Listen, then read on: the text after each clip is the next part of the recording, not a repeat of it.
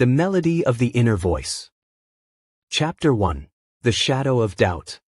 In a quaint village nestled between misty mountains, there lived a young woman named Ilara.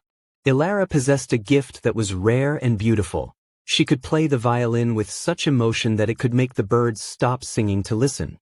However, despite her undeniable talent, Ilara carried a heavy burden, a heart filled with self-doubt. Whenever she looked at the great musicians of her time, she felt small and insignificant. She believed that her music was just a faint echo compared to their roaring symphonies. One evening, the village announced the Grand Harvest Festival, a celebration where artists from all over the region would showcase their talents. The winner would be granted a scholarship to the Royal Conservatory. Ilara's friends urged her to participate, but fear gripped her throat. "I am not good enough," she whispered to herself. "What if I make a mistake? What if they laugh?" The voice of fear was louder than the music in her soul. Chapter 2. The Old Master.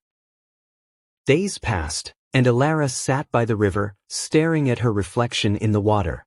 An old man, known as Master Silas, approached her. He was a retired conductor who had seen the world. He sat beside her and asked, "Why is your violin silent, child?" "The wind is begging for a melody." Ilara sighed and confessed her fears. She told him about the other musicians who were technically faster, louder, and more confident than she was. Master Silas smiled gently and said, "Ilara, you are trying to be a flower that blooms like a tree. You compare your quiet magic to their loud thunder. Listen to me. Believing in yourself does not mean you are the best in the world. It means you accept that your voice is unique and worthy of being heard. When you play to impress others, you play with fear. When you play to express yourself, you play with power." Chapter 3. The Moment of Truth. The night of the festival arrived. The town square was illuminated by thousands of lanterns. The crowd cheered as musicians played complex and energetic pieces. Ilara stood backstage, her hands trembling. Her heart pounded against her chest like a war drum. She almost turned around to leave, but then she remembered Silas's words.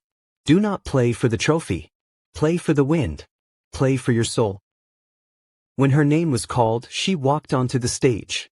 The silence of the audience felt heavy. She closed her eyes and took a deep breath. She stopped thinking about getting it right and started focusing on feeling it all. She placed the bow on the strings. She didn't start with a loud bang. She started with a whisper, a soft, melancholic note that grew into a soaring melody of hope. She poured her fears, her doubts, and her dreams into the music. She forgot the crowd. She forgot the judges. In that moment, she believed that her feelings mattered. The music wasn't perfect, but it was real. It was raw. It was her. Chapter 4. The Real Victory. When she finished, there was no immediate applause. Just silence. For a second, the old fear returned. But then she saw someone in the front row wiping away a tear. Then another person stood up. And another. Soon, the entire square erupted in applause. Not just polite clapping, but a thunderous ovation. Ilara didn't win the scholarship that night. A technically brilliant pianist did. But she won something far more valuable. As she walked off the stage, she realized she no longer needed external validation to feel complete. She had faced her shadow and found her light. Moral of the story.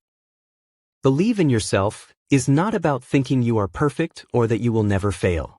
It is the quiet courage to say, "I am enough," even when the world makes you feel like you are lacking. Your potential is not determined by what others see, but by what you believe you can become.